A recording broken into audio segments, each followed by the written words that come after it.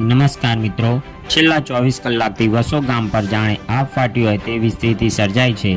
વસો ગામની અંદર છેલ્લા 24 કલાકમાં 17 ઇંચ જેટલો મુસળધાર વરસાદ ખાબકતા આપણું આખું ગામ અત્યાર પૂરના પાણીમાં ગરકાવ થઈ ગયું છે અને બેટમાં ફેરવાઈ ગયું છે।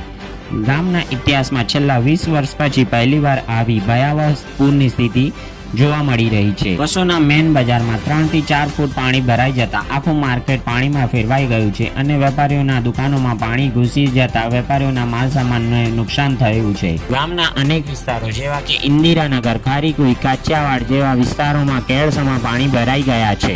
વસો ગામનો મુખ્ય તળાવ ઓવરફ્લો થઈ જવાથી આજુબાજુના વિસ્તારોમાં પાણી વહી રહ્યા છે અને ટેકનિકલ સ્કૂલથી લઈને પુસ્તકાલય અને એજે હાઈસ્કૂલ સુધીના સમગ્ર વિસ્તારમાં પાણી ફરી વળ્યા છે, જેના કારણે આખો એરિયા એક સરખો જળમગ્ન થઈ બેટમાં ફેરવાઈ ગયો છે। હાઈસ્કૂલ રોડ અને પુસ્તકાલય તરફ જતા તમામ આંતરિક રસ્તાઓ પર ઘૂંટણસમાં પાણી હોવાથી વાહનો કે રાહદારીઓ પસાર થઈ શકે તેમ નથી।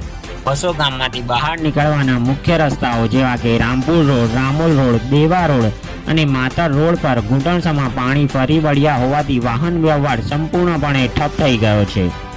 રામપુર રામોલ રોડ પર પૂરના પાણી ફરી વળવાના આ દ્રશ્યો અત્યારે આપણી સમક્ષ વસો પંથકની ભયાવહ સ્થિતિ દર્શાવી રહ્યા છે। રામપુર રામોલ રોડ પર પૂરના પાણી ફરી વળવાના આ દ્રશ્યો અત્યારે આપણી સમક્ષ વસો પંથકની ભયાવહ સ્થિતિ દર્શાવી રહ્યા છે। મુસળધાર વરસાદના કારણે આ આખો માર્ગ અત્યારે એક વિશાળ નદીમાં ફેરવાઈ ગયો છે।